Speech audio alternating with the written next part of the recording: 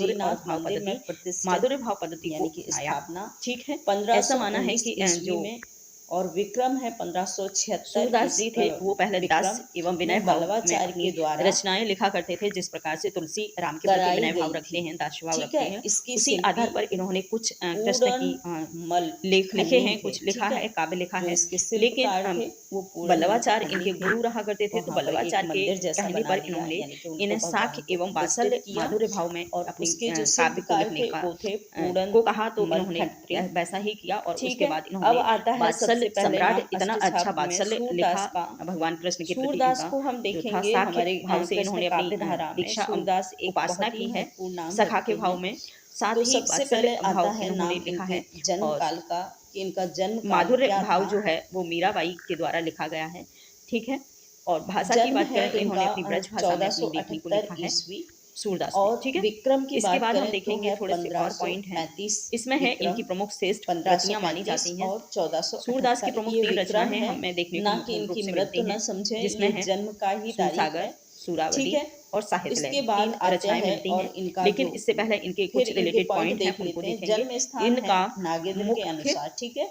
ये उपजीव भी याद आधार स्रोत रखेंगे कि श्रीमद् भागवत नागेंद्र के दसम के स्कंद अनुसार का इनका जो 46 और सूरदास 47वां का अध्याय जन्म माना स्थान जाता है वो है, क्या है। ठीक है। नागेंद्र के अनुसार इनका इनका जन्म दिल्ली के सर्वप्रथम निकट प्रकाशन नागरी सीही नामक चारणी ग्राम सभा में काशी के द्वारा एक करवाया गया था। शाश्वत ब्राह्मण भागवत के पुराण की परिवार तरह में इनका हुआ था। विभाजन भी 12 स्कंदों में ठीक है, किया गया ये है। नागेंद्र मानते इसके हैं, 10वें ठीक। स्कंद इस में चीज को याद सर्वाधिक पद रखेंगे। रचे गए तो हैं। ये सीही महत्वपूर्ण पॉइंट है दिल्ली कि के पास जो सीही है नामक एक सूरसागर जगह है, इनकी रचना है, जिसमें ये लिखा एक है ऊपर शाश्वत सूरसागर। ब्राह्मण रहा करते थे। सूरसागर इनकी उनके रचना है। वो परिवार से सबसे पहले ये इसका विकसित कौन सा हुए, जो इनका पाठ जन्म महत्व हुआ है है। उनके तो परिवार माना में। जाता है कि दसम और स्कंद इनका दूसरा जो है है बहुत ही आधुनिक महत्वपूर्ण है। शोध के अनुसार, जिसमें इनका इन्होंने सर्वाधिक जन्म पद स्थान रचे हैं, मथुरा के लिखे हैं, निकट ठीक है। रुनकता इसके बाद आचार्य रामचंद्र नामक शुक्ल के गांव अनुसार माना जाता सूरसागर है। किसी चली आती हुई गीत इसके बाद काव्य परंपरा ये तो का है चाहे एक वह नागेंद्र के अनुसार इन्होंने जो इनको तथ्य मिले उनके आधार पर गीत इन्होंने परंपरा का चाहे वह नाम दे दिया कि से ही शाश्वत ब्राह्मण के यहाँ आचार्य पर रामचंद्र इनका शुक्ल ने जन्म कहा हुआ। है।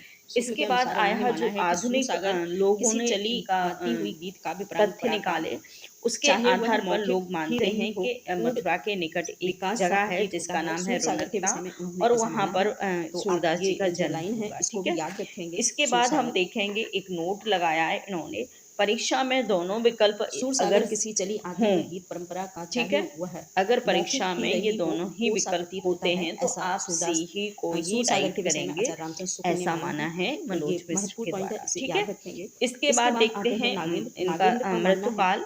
नागेंद्र इनका जो कहते हैं मृत्यु है, इस मृत्यु का रचना को समय है अयोक्ति एवं 1583 उपालभ्य काव्य ईस्वी। कहकर इन्होंने विक्रम पुकारा की है बात करें तो सूरसागर को। महत्वपूर्ण 1640 पॉइंट बनता है विक्रम कि संवत माना गया है इनकी सूरदास मृत्यु की का सूरसागर को समय। अनियोक्ति एवं और उपालभ्य स्थान है काव्य किसने परसौली कहा नामक है, तो ग्राम, आप ठीक बता है। सकते हैं। गुरु की बात करें तो इनका गुरु हैं जो डॉक्टर नागेंद्र के बल्लवाचार्य अनुसार हैं। उन्होंने ये माना है। बल्लवाचार्य के ये इसके बाद शिष्य है रहा आचार्य करते थे। रामचंद्र शुक्ल का बल्लवाचार्य दूसरा के पॉइंट 4 है। शिष्य हैं शुक्ल जो के हमने अनुसार ऊपर इन्होंने बताए हैं, अपने ठीक है। तो उनमें से सबसे 67वें पहला जन्मदिन प्रथम के नाम है यानी कि वो है 67वें सूरदास का। इसके बाद जन्मदिन के बात कुछ करेंगे पहले इस कि ग्रंथ को गुरु रचा से है। भेंट ऐसा अनुमान किस लगाया प्रकार है से हुई आचार्य दीक्षा रामचंद्र शुक्ल ग्रहण। ने, ठीक है। दीक्षा ग्रहण की बात करें तो ऐसा माना उन्होंने जाता है कि अपने जन्म 1509 के जब ईस्वी में उनके जन्म के 67 साल में के हो अपनी चुके थे, तब इसका ग्रंथ का इन्होंने लिख दीक्षा दिया। ले ली लेकिन थी इसका पूर्ण तथ्य नहीं है। इसके बाद परसौली नामक आती ग्राम है पर, दूसरी इनकी रचना ग्राम में। साहित्य लहरी। इसके बाद हम देखेंगे साहित्य लहरी को नेक्स्ट देखेंगे दूसरा हम। यह पेज। इनका एक रीतिपरक काव्य है, महत्वपूर्ण है। ऊपर वाला है दूसरा काव्य, है भक्ति जो है पद्धति। गीत काव्य। दूसरा है ये ये रीतिपरक आरंभ काव्य में है, दास साहित्य लहरी, एवं विनय ठीक है। भाव काव्य पद्धति माना से जाता लेखन है। कार्य इसमें करते थे, दृष्टिपूर्ण परंतु बाद में बल्लभा